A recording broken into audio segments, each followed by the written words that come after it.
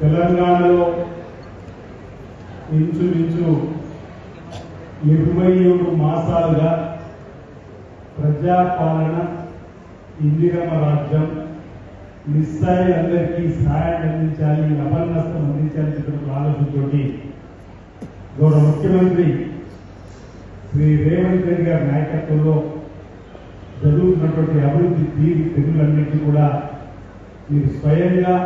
గమనిస్తున్నటువంటి సందర్భంలో 99 రోజుల ప్రణాళికను మార్చి 6వ తేదీ నాడు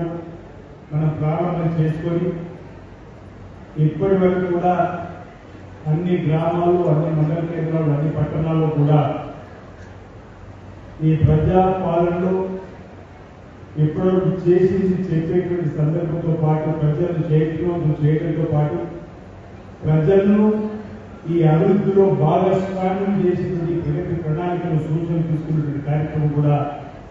జరిగి ఈరోజు జిల్లా స్థాయి సమావేశాలను ఏర్పాటు చేసుకోవడం జరిగింది. ఈ 2 సంవత్సరాల 5 మాసాల్లో జరిగినటువంటి పరిపాలనలో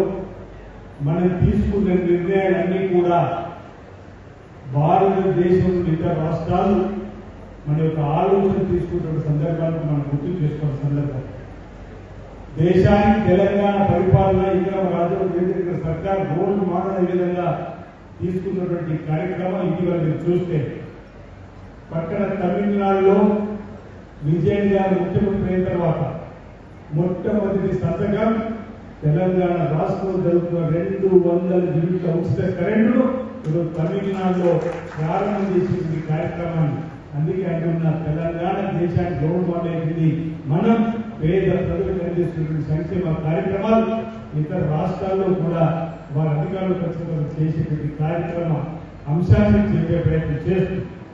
కేరళలో సతీశన్ గారు ముఖ్యమంత్రి అయిన తర్వాత ఈ రాష్ట్రంలో విజయవంతంగా మహాలక్ష్మి స్కీమ్ మహిళా తల్లులందరికీ ఉచితంగా ఏదైతే ఆధార్ కార్డుకి ఉచిత బస్సు ప్రయాణం విజయవంతంగా చేస్తున్నామో ఈరోజు కేరళ ముఖ్యమంత్రిగా పదవి బాధ్యత స్వీకరించినటువంటి సతీశన్ గారు కూడా ఆ కేరళ రాష్ట్రం కూడా మహిళా తల్లులకు ఉచిత బస్సు ప్రయాణం మొదటి సంవత్సరంగా పెట్టుకున్నాడంటే ఈరోజు మన తెలంగాణ రాష్ట్రం రేవంత్ రెడ్డి గారి సర్కార్